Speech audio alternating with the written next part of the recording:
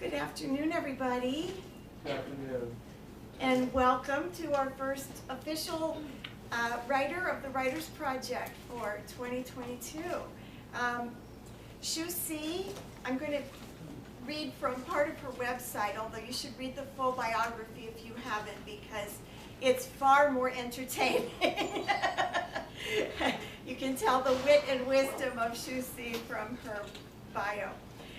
But that's her author's opinion short form name, which is also her byline, and she apparently shares it with lots of other people with the same name, a Chinese painter and sculptor, the author of tomes about acupuncture, a nationalist, or a dissident in exile of any nation state, she says, a reality TV show host in some special economic zone or on YouTube, so in other words, it's a common name. But she's not a common writer. She also says she has had 3 legal English names, but she's trying assiduously not to gather any more. She's the author of 15 books, including 5 novels, 8 collections of short fiction and essays, 1 memoir, and 1 textbook. She's got some tween prose coming out very soon called Monkey in Residence and Other Speculations from Signal 8 Press in the UK. And in November that's coming out.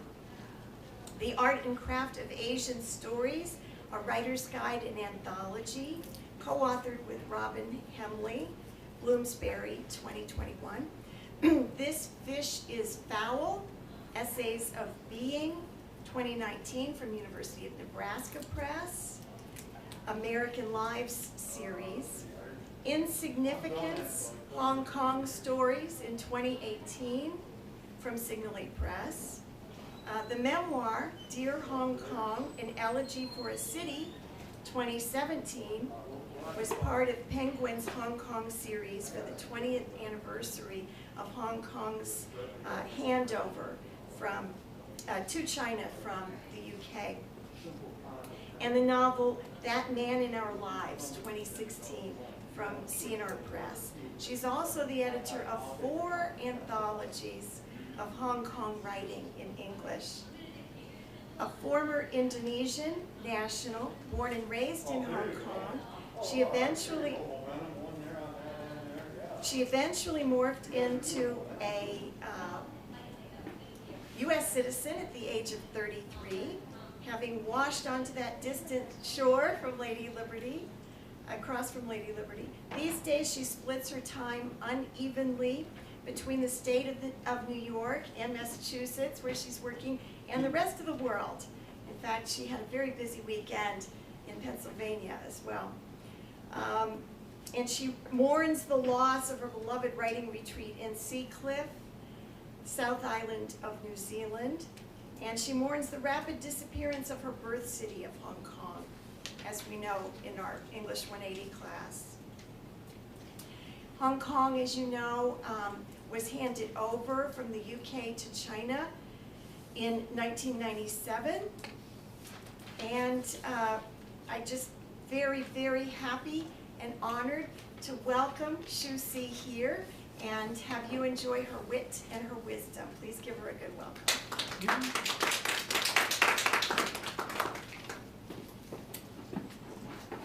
Thank you very much, Kathy, and thank you, all of you, for being here today. So, as you probably know from the news reports of the last 2 years, Hong Kong has been changing very rapidly. We had a national security law come into effect in 2020, which has really, so the freedom of the press is not a thing we take for granted anymore. We always had it before. It is also difficult to protest anymore, and protest was always legal in Hong Kong, peaceful protests, but that's rapidly disappearing. And I think for anybody who's involved in labor unions, political parties, a lot of those have actually just been disbanded. So Hong Kong has really changed quite dramatically. And a lot of this, because of COVID, a lot of it's happening under the guise of sort of COVID, zero COVID policy, which China endorses. So what I thought I'd do today is read from, I wanted to read you a couple of very short pieces from my new book, Monkey in Residence and Other Speculations. But I thought I'd open with this essay that appeared earlier this year on a Substack called First Person with Michael Judge. And he asked me to write something about Hong Kong. He wanted a lyric essay, and I said to him, I don't know if I write lyric essays, but I produced something that he considered a good enough lyric essay, I guess. And I call it Forever This Hong Kong. And this idea of forever comes from the Hong Kong ID card. The Chinese name for the Hong Kong ID card can be literally translated to a forever citizen. And it's something I have because I was born there, so I'm a permanent resident. So even though I'm a citizen of somewhere else, I have the right to live and work there forever, literally. But it's not such an easy identity to have anymore as I watch Hong Kong change from the city I grew up in. So anyway, this is Forever This Hong Kong. Forever citizens neither leave nor return. COVID, we suspect, is just a fortuitously convenient excuse to let us go forever. A 3-week quarantine is only the beginning. A national security law can morph into policies and procedures for myriad conditions of foreverness. This government on steroids can define further prohibitions to prevaricate our lives. Fees will be the least of our worries. What is the real meaning of right of abode, this right to be in our city? The longer we are away, the less we will be recollected, revisited, recalled. Too soon, our city is becoming a removably movable feast. How long must we, unwillingly, suspend disbelief? As one of the city's chroniclers, let me tell you my story by yet another lucky, unlucky one born into Britain's last colony. This cosmopolitan haven, my forever home, managed to stay afloat despite its uncharted course, ravaged by undercurrents of the South China Sea. Poseidon, like Pooh, is a figment of our collective imagination. Of Poseidon we beg for mercy, but what should we ask of Pooh?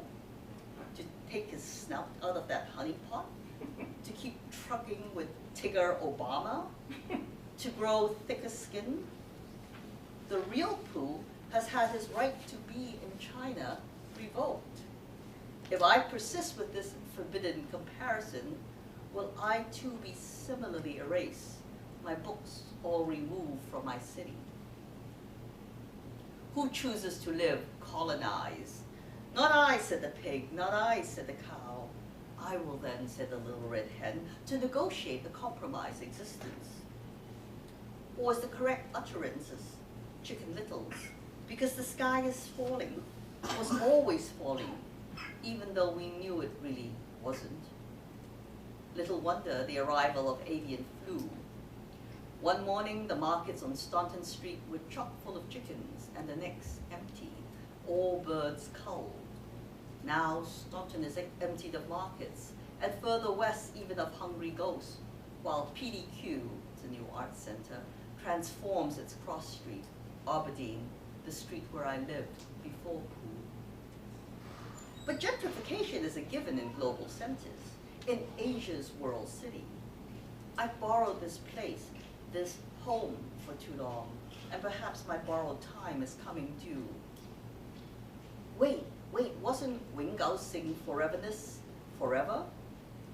Or was it a bad bargain, another unequal treaty, an opium fever dream? Wasn't that other colony Portuguese, the city of broken promises? Not mine, never mine. Should this rapid transformation into China's forgotten city also be a given? I've been a good forever citizen, worked hard, paid taxes, given blood, donated to the community chest, participated in cultural and social life, contributed to the economy, wrote my Forever This Hong Kong stories. Last week, Inland Revenue traced me through COVID lockdown with a reassessed 2015 to 16 salaries tax bill. I paid, but can I stay? May I return to my rightful abode, to see my sister, to pay respects to my uncle, aunties, and visit my cousins, to dine with friends, hike the hills, and walk the streets of my city, to simply be? Or has the sky already fallen, so that to write and remember is seditious? Will I, like some hungry ghost, be consigned to foreverness with Chinese characteristics, afloat but forgotten, a mere figment of our collective imagination? So I wrote that on Martin Luther King Day this year.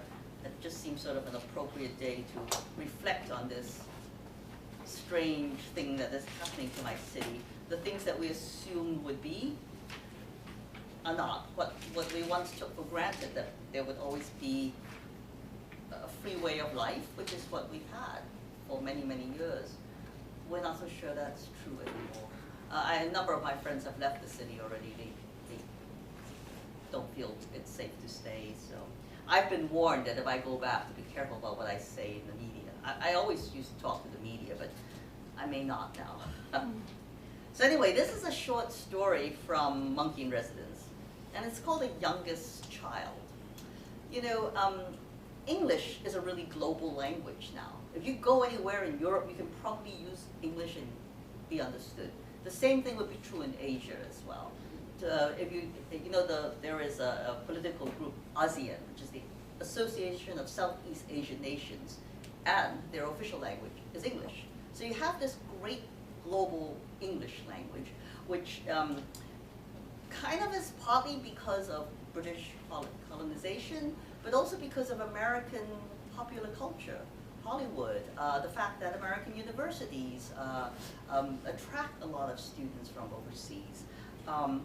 But you know, Chinese has also had its own kind of global identity, and especially in Asia. So this is a story of these various siblings of China, except that they're all countries, they're all territories where there are large Chinese populations. And we have a kind of overseas Chinese diaspora that is its own thing. And the youngest child, this one, is Macau, which is one of the smallest Western colonies, or used to be. It was a Portuguese colony. So, the youngest child. As siblings, despite how many they were and how globally far-flung, and despite their huge difference in age, they remained surprisingly close. Even though their Chinese was inflected by various accents and dialects, as well as by non-Chinese languages from all over the world, they somehow still managed to communicate. Everyone agreed their cultural centrality was remarkable, given the diverse humanity they represented, mixed as they were with all that foreign blood. Truly remarkable. But it wasn't easy for Macau, the youngest child, who for centuries was always playing catch-up to his older siblings. In this family of overseas Chinese, the Middle Kingdom's overseas branch of the family tree, Macau could rarely make himself heard. Oldest brother always had so many stories to tell, of as many as 10 or more generations. Macau was never quite sure which one was the eldest, spread all over the Asia and the world as they were. One time, he called Indonesia Big Sister, which made all the other big siblings, older siblings, laugh. Silly child, they said. You think Indonesia is the eldest sister? Ha! There were Chinese becoming overseas Chinese a lot earlier than her. A lot earlier. So who's my older sister then? He tried to ask, but their laughter drowned him out. Older brother Thailand struck a kickboxing pose, and Macau tried to be brave, but of course he knew he was no match. Stop that, older sister Venezuela said. Don't pick on baby brother. She was the pretty one, the one with the big heart and gorgeous eyes, the one they called Miss World Lady. Macau was grateful for her intervention. It was such a noisy household, everyone talking at the same time, everyone trying to claim to being more truly Chinese, Time was never of the essence because time looped round and round the centuries as Chinese went here, there, and everywhere away from the mainland, and somehow ended up very different from their ancestors back home. Even their birth order was improvisatory, like a musical composition that repeated and echoed phrases, changing as the mood dictated, even moving through different rhythms and keys. Who were their gods? The youngest child didn't know. But now it was a new century, and all the much older siblings had settled into a kind of Chinatown immigrant and even post-immigrant life. These days, Macau only had his two immediately older brothers to pal around with, Taiwan and Hong Kong. These days, whenever Ba and Ma China lost their temper, one of the three brothers had to run and hide. It was either the best or worst of times, but it was the era of the new China. Macau liked his parents' new clothes and thought Hong Kong's joke about the emperor's new clothes in poor taste. Taiwan was busy asserting his big brother's stature and didn't pay attention to their sniping. What Macau didn't understand was why big brother Hong Kong was being so mean to him lately. So he whispered to his older sister Philippines, who lately was also feeling a little sad. "I wish I weren't the baby," he texted. "You don't know how lucky you are. Youngest always the favorite." Doesn't feel like it right now. Parents being so strict, no one dares come to our casinos anymore. No more excitement and noise. Boring. Temporary. And why Hong Kong Sir so nasty? Hong Kong Sir was their shorthand for Hong Kong, although none of them did tell him he had been so abbreviated. Philippines pulled her long, silky hair into a ponytail. What should she say? Her baby brother was such an innocent. He didn't know how lucky he was, being a real Chinese child, unlike her, just another hybrid overseas Chinese. She thought a few minutes about his naive outlook and finally decided that she should stop protecting him. He had to learn eventually. "It's political," she texted. "There's nothing he can do about it, but it frustrates him. So he's taking it out on you." What she wanted to avoid was an exchange about the actual political details, all that separatist independence talk. So defiant. Sometimes Hong Kong Sir irritated her too. He was so stubborn, so intractable, unable to see how their parents just wanted the best for him. It was that English boarding school where he spent far too many years. Now he thought he was another Harry Potter. Her baby brother, however, was another story. She decided to WhatsApp Taiwan. After all, he was more or less the oldest, at least among the real Chinese siblings, the ones their parents loved the most. "You must stop your brothers squabbling. What business of yours?" Baby texted. Baby was shorthand for Macau. "The crown's princeling? What's his problem? He doesn't know what a star he is. Give him time, he'll figure it out. I have enough problems of my own with the parents right now. It's all Chiang Kai-shek's fault. If it's not for him, shh, forget that's over. Even Madam Chiang is gone now. Why dwell on the past? Right now, your only concern should be the future. That's all the parents care about. No future shocks." You're right. Taiwan felt slightly ashamed. His sister had enough problems of her own, what with that gangster man and his anti-China talk. And yet she was so kind towards him and the baby. He resolved to intervene and talk to his brothers today. That night, the youngest child slept a little more soundly. It was always reassuring talking to his favorite sister, because he always could count on her for help. She was so good to him, like a mother. Sometimes he wished she were his mother. After Big Brother Taiwan talked to their brother this afternoon, things calmed down a little bit. At least he stopped trying to intimidate him and promised he would behave. He even apologized for being cranky. All because a woman had been elected to run his show. "So what?" Big Brother said. "We have one too. What's wrong with women being in charge? You're just too conservative for your own good." Later, he privately said to Macau that Hong Kong Sir suffered from that middle child thing, just had to be the most troublesome black sheep. As he settled into a dream state, his eyelids getting heavier, the youngest child suddenly thought, soon it would be Chongyang again. Time to visit the graves, to pay respect to his ancestor. Bom dia, he whispered into the dark.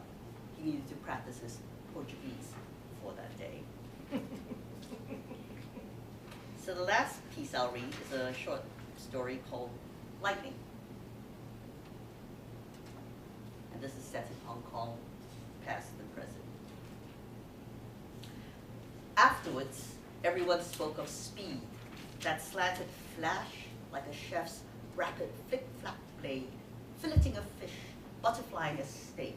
It raised the plane at an angle, cleanly through the fuselage. The plane had just ascended, inclined 25 degrees after liftoff. The bolt from the blue split it open. Engine and fore cabin in flames. Bodies fell, a few charred beyond recognition. Some died as much from fright as from injury. All three of the flight crew lived. That drizzly Tuesday afternoon in the summer of '68, she saw the whole thing from the outdoor observation deck at Kai Tak Airport. No one was out there to witness either her private heartbreak or the murderous flash. She was seeing off her lover, or rather seeing off his plane.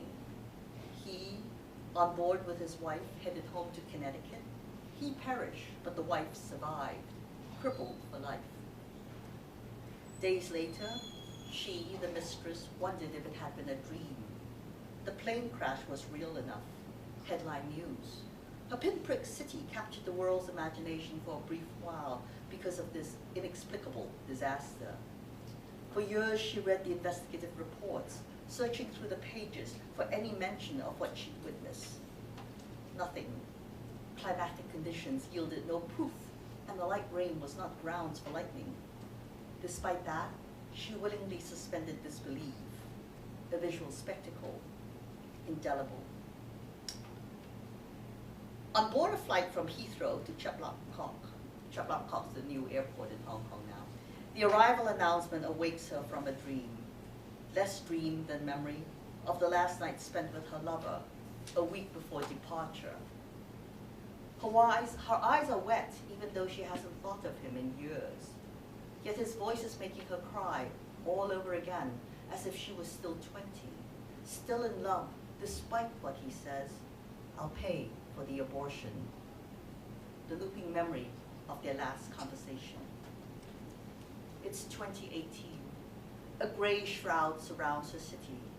It's always gray skies now. Landing bump and her cell phone beams. A text from Amber, her granddaughter. Granny, I'm here, see you soon, excited. She's happy, of course she is, to be seeing her daughter's child again. Amber grew up in Hong Kong and Canada, 19 and a half, an intern at an international art investment brokerage, whatever that is. Her university studies in visual communications frighten her parents, who believe Amber will never find work. They were so wrong, Granny. Thanks for believing in me. The text at the start of summer when she landed this plum position 2 years before graduation.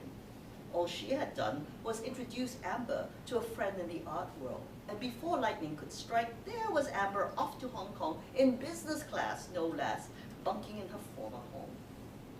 Her daughter, June, the social science professor, is flummoxed. She has never been flown in business anywhere by her university.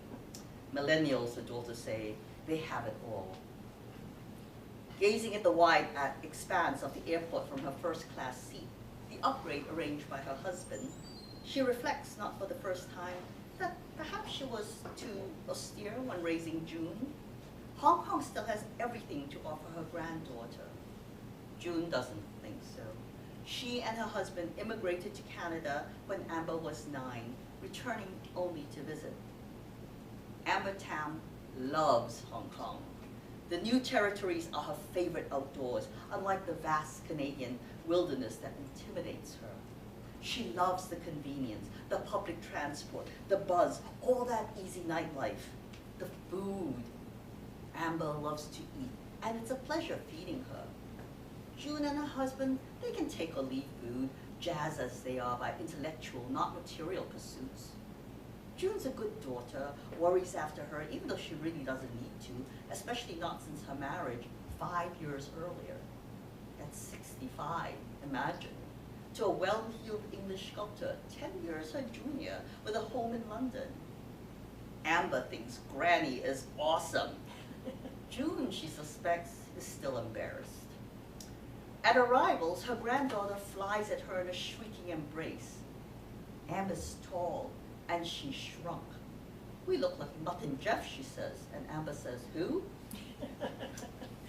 He had been tall, a visiting professor at the university from Yale School of Art. 20 years a senior, a distinguished historian of Chinese and Japanese art, paying her heed to swoon or not.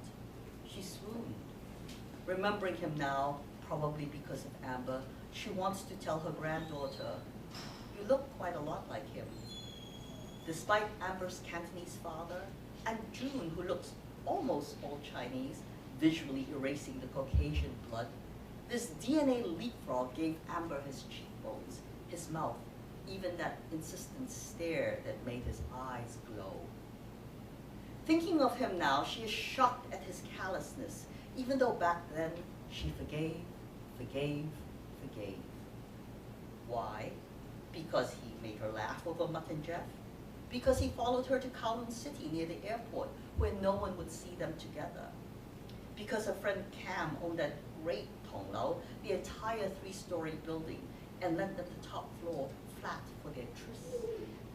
Roaring jets punctuated their sex. Imagining him now, she is shocked at his jokey endearment. Cheap date. Because she didn't crave fancy European restaurants, presenting him instead the best of local cuisine, inexpensive back then. Most of all, she is shocked at the cliche he was. My wife doesn't understand me, doesn't appreciate local culture like me. I could live here forever with you. Marry me. Shocked she was so easily fooled. Family abandoned her. Friends turned their backs. And she left university to earn the daily rice bowl. What else could she do? June had no family, only discipline to excel in school, plus her meager, exhausted maternal love. Amber's text 3 weeks earlier, Granny, I'm in love, and during their FaceTime chat, the truth gushed forth. She can picture all. Her friend, the Berlin art gallery owner, invites Amber to the party, and she's a star. Super smart, fashionably attractive, sexual, young. And Amber is in love, or thinks she is, with that brilliant and beautiful Jamaican installation artist visiting from London. Have you heard of him, Granny? He's really famous. Who promises to take her to Seoul, Singapore, Paris, Barcelona, all those grand cities, where he'll introduce me around. She's already talking about taking time off from school. It'll be so good for my career. He loves Hong Kong, wants to be here with me. On and on, gushing, swayed by Granny's twilight romance, knowing she can live in Granny's flat any time, dismissing Granny's warnings that the man's too old, that he's in love with her youth and rent-free Hong Kong, that he'll vanish when his yellow fever abates, that he lies to seduce, as her almost grandfather did. She is here now, trying to shelter Amber from her own exuberant storm. She is here now, waiting again for lightning to strike. Thank you very much. So, do you want me to go back here or stay Oh, here? stay right up there. Let's share our questions for Shu Si, please. Yes. What do you find to be your hardest challenge when you're writing? That's a hard one to say because it depends what I'm writing. But for my own work, the ones that I just sort of write because I want to write it, I think the hardest challenge is knowing exactly what it is I'm writing about. I find essays and whether if I'm writing nonfiction or fiction, it's a little different. With fiction, it's figuring out what am I really writing about? Because you can make up a story about anything. You can just like, oh, here's a character, here's a place, here's a plot. Let's put it together, here's a story. But you want to write a particular story, and you don't always know why until after you teased it out. With nonfiction, it tends to be a little clearer. that it might take me longer to actually sit down and write it, but once it's clear in my head, oh, okay, I want to write, well, for example, like the, Forever This Hong Kong, I want to write about this idea of thinking that Hong Kong was mine forever, in a way. And then I just found different ways of getting into it, and the trigger was that Hong Kong ID card. I just translated it. It's like, I'm a forever citizen. Really? It doesn't feel like it, And so that became the trigger. And then it was much easier to write. I find nonfiction will come out faster once I know what I'm trying to do. Whereas, because you're using facts, you're using, factual material. Whereas with fiction, you can change everything all the time. And that sometimes is a bigger challenge. And it's knowing, well, why am I writing this story and not some other story? Because I could write another story. So that, I think, is probably the biggest challenge. Did I answer the question? Yeah. Yes, back there. So in the second story you read, what led to you writing these places in a family scenario? Well, I kind of think of I have a large diasporic family, like a lot of overseas Chinese. We've got relatives like everywhere. And everybody knows your business. And anybody who has siblings, you also know how everybody has a different idea of what your parents are trying to tell you. So I just always thought, I came from a family with 4 siblings, and if you talk to each of us, we have very different memories of different things. So I always thought, that's something that just feels like human nature. It's like that this is what everybody goes through if they have large families. And I wanted to talk about the misunderstandings between families, but I wanted to also use this youngest child. Part of it was also drawn from, I know this couple. He is the youngest boy of something like 10 girls, and she is the youngest girl of something like 10 boys. And I always wondered, I thought that's the reason they're together. They understand what it's like to have all these older siblings of the opposite gender, And I always found that a very curious sort of situation for somebody to have been in. And so I kind of borrowed that idea because the original story, I thought, I could go all over the world and look at all the Chinese, but it got too unwieldy. So I just tightened it to what was happening today between Macau, Taiwan, and Hong Kong. And looked at some of the other Southeast Asian and South American countries where we have large Chinese populations. So. Yes? It said on your website that you were first published when you were 11. Yeah. You obviously aren't 11 anymore, so No. it's been a while. What would you say is like the biggest difference from your writing then to now? Or like your main focuses, I guess? Surprisingly, not a lot. Actually, no, it was funny because the reason I got published at 11 was the local English language paper had a children's section. And I saw that and I thought, well, I can write something and turn it in. And I wrote an essay. My first piece was sort of like, I was looking at the Hong Kong harbor in the middle of the night. It was really beautiful. And I wanted to describe that. So I wrote that. And to some extent, I still want to write about how beautiful Hong Kong is because that's how I will always remember it. I hope to go back maybe next year if they can really. Now they've ended the COVID lockdown situation, but it's still a pain to go back there. So I don't know if I can easily. But I also wrote short stories. I made up worlds I wanted to go to.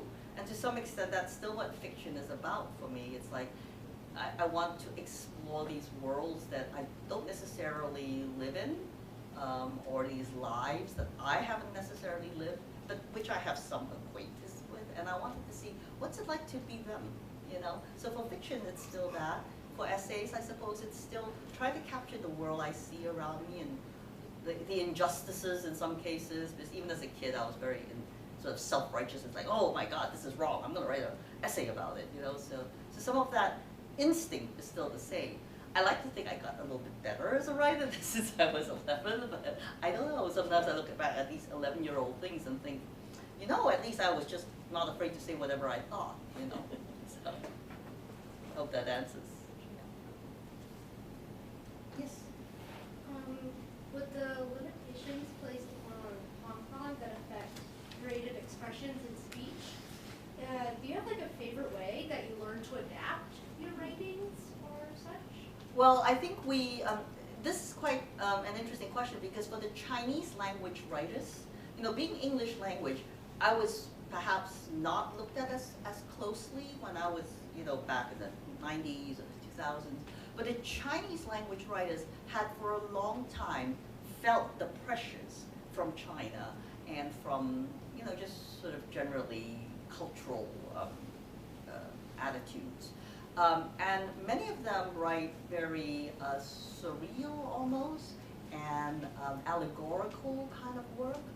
In a way, I think they're taking a page from China because, there was a Chinese author named Mo Yan who won the Nobel Prize.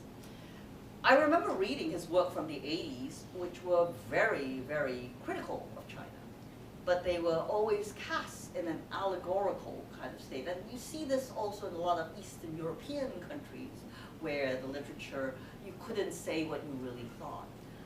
I have found, well, one of the reasons this new book has speculations, I found myself leaning more towards what we would at what time I've thought of as more genre kind of writing, like mysteries. I had dead people, I had zombies, whatever. And this is not really the sort of stuff I read or write that much. So I was wondering, why the heck am I doing this? And in a way, it's a way to remove it from the more realistic kind of fiction or essays and play around with, and you can be more satirical that way. And say, but hey, it's about zombies, not you. It's like, even though it's pretty obvious it's the chief executive or whatever, So I find that that's actually a useful way of approaching it. And I also look at the Chinese language writers because I read a lot of their work, and I try to borrow from what they've done to try to do that too. Yeah. Didn't used to have to do that. As an English language writer and a prose writer, I wrote pretty straightforward, I write fiction about life in Hong Kong as it is, It's realistic fiction. I didn't try to be sort of, but I found myself moving in that direction more. My last novel has a kind of meta-fictional quality to it too, so you do what you can. You use all the literary devices available to you. Any other questions? Yes. So I see a lot of your work is either a blend of fiction and nonfiction or either or. I was just wondering how you decide between Which is which, yeah. that or how you decide to write in which genre specifically. Yeah, deciding which genre is sort of interesting because there was a time, I started out as a fiction writer, so it was never a question at first. And when I first started writing nonfiction, it was mostly commissioned work. Like a journal or something would say, oh, could you write an opinion piece about this, or could you do a book review, or could you tell this story about your sort of memoir-like work, because I was working in corporate life and also a writer, so they wanted me to write about stuff like that. So I used to think of nonfiction as very much, well, how do I live and how what's my life like, and that's what I write about. My current nonfiction project, the big one that I'm working on, it's called the Workbook. I wanted to write about work life. So it tends to be the kinds of things that I think I know something about and feel very, it's like I can just draw from my own personal history. But with fiction, this is where I feel like what I don't know is what I want to write about. I don't know what it's like. My last novel, for example, has 3 men as the main characters. Now, I've had male characters before, but all my previous novels, the main character was always a woman, or there were more women than men who were the main characters. And I finally thought, well, I've written a lot of men, and I think I can craft decent male characters. What would it be like to write a book that centers around male characters? Because it's what you don't know, in a sense. I mean, you do know, but you don't. I know guys, right? So I know something about what it's like to be a man, but I'm not a man, right? And the main character was a white American male, which is as different for me as possibly can be. So I think part of fiction is a desire to explore the things you don't fully understand and don't fully know, and to try to make some sense of it through story. Whereas nonfiction isn't always about story. It can be about an idea, an opinion. Like I once wrote a nonfiction piece about Google. You know, I was interested in sort of how Google was formed, and you know, it can be just anything. So I think that that's probably the difference.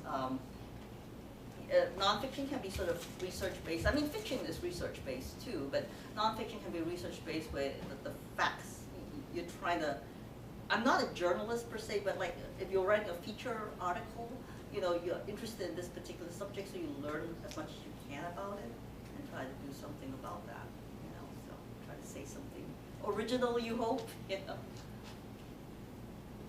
Anything else? Yeah.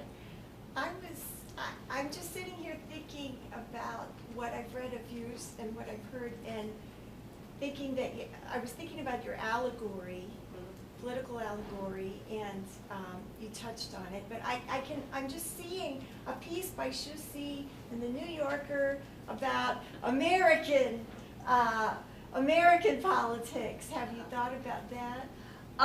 That's interesting because in my last collection of essays, I have an essay that opens with an essay called "To Be American."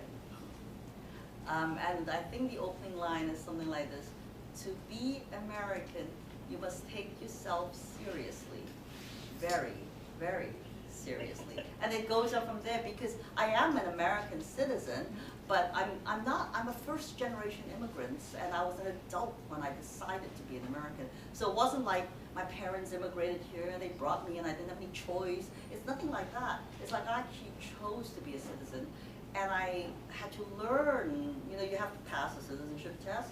So I had to learn some American politics and history and all of that. I've always been interested in American politics.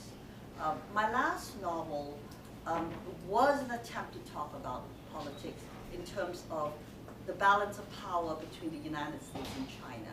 You know, it's shifting, that's why. There was a time that there was no question the US was a superpower. China is now a superpower economy, and that has shifted the political landscape globally.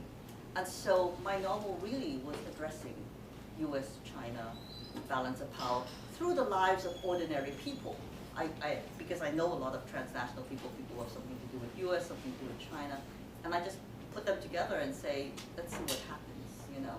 So yeah, I tried to do it, but most recently, the thing that I'm most proud of is I wrote a very, very short 100-word piece. It was a commission for a collection where we were each given a beautiful photograph that we could respond to. And I was given one with this beautiful flower which had like 3 stamens, you know?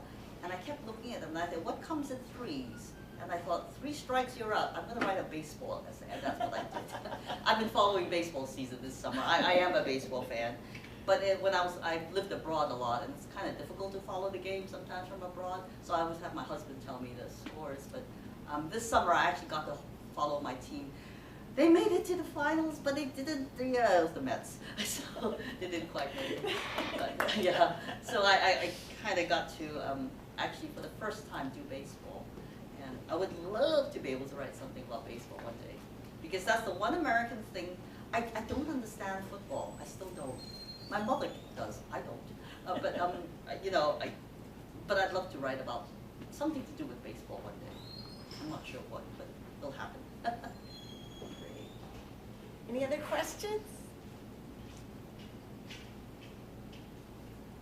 Yes. When you finish pieces like what you've presented, how does it like make you feel when you finish them? Like, is there a sense of relief or anything? With some pieces, yes, especially the ones that have been very difficult to write.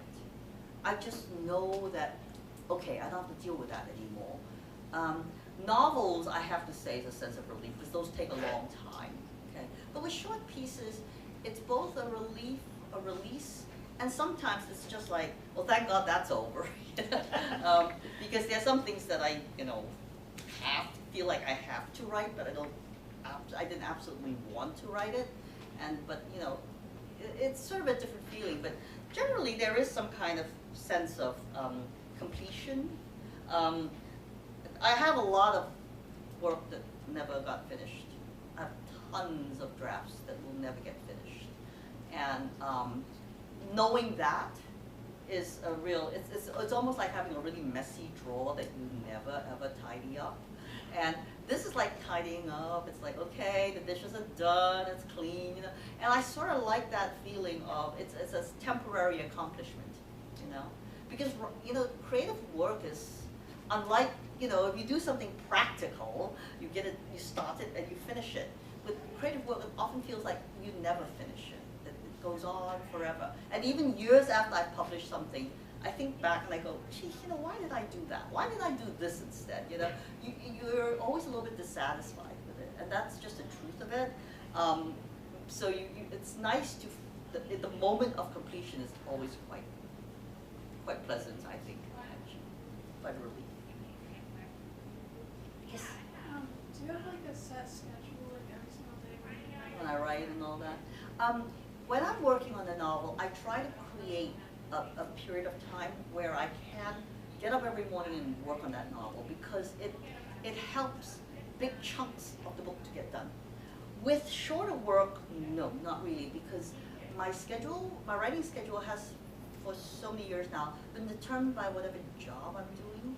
And I've had work that, when I was working a very, very heavy schedule, with travel and all, I'd be like on the road like 60% of the time, and flying here, flying there, going to meetings and stuff. But I found that I could take pieces of time, because there's always some dead time, and I would use that dead time wherever it was to write. Whether it's on board the plane for 5 hours or whatever, I write. I hate writing on board planes, but you know, I would in those times. These days I don't, because I don't have that heavy travel schedule anymore, so I don't feel like, you know, on a plane I'd rather watch a movie, you know, or read a book. And if I have a choice, I want to get up early in the morning and write first thing in the morning, and then go do whatever else the rest of the day is. But the other thing that I also do in terms of a kind of habit or practice in my writing, I have to usually, in order to sit down and work on, especially something new, I have to do the dishes or the laundry or clean up my desk or something like that. I have to have a certain order. Whatever feels too much in disorder, and it could be like just files I haven't done, you know. I like to take care of that first and then work, because then it clears my mind. You know, again, you can accomplish dishes and the ironing or the laundry or something in a way that is much different than accomplishing something you write. Because you can start and you have no idea whether it's going to work or not until you see it come out. But I do think it's good at some point in your life, if you want to be a writer, to find a way to give yourself that time to get up every day and write. I do think that's useful. I have done that at different periods of my life. I've been very fortunate to like be able to go to residencies or whatever, and that's all you have to do is just work on that, whatever it is you're writing, because it gives you that discipline, and to treat it like a job. You know, I have a writer friend. She's a housewife basically and a mother. Okay, and she says that before she writes every morning, you know, she sends the kids off to school and everything. She puts on her makeup, she gets dressed, she sits down at her desk as if she's going to work. And I think I used to think about it, I think, that's smart. She was quite successful as a result, you know, because she produced. You have to treat it like a job because it is a job.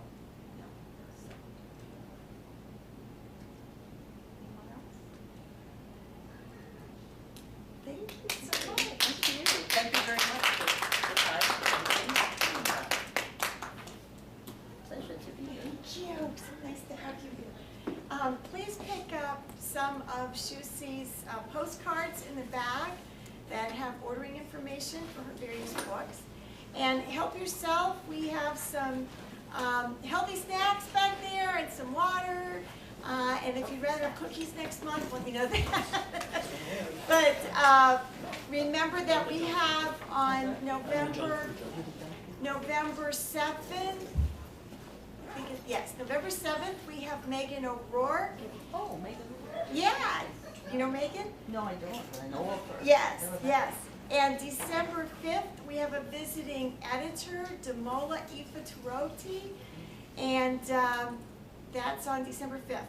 So please come back. Thank you so much, and let's give Shusi one more hand.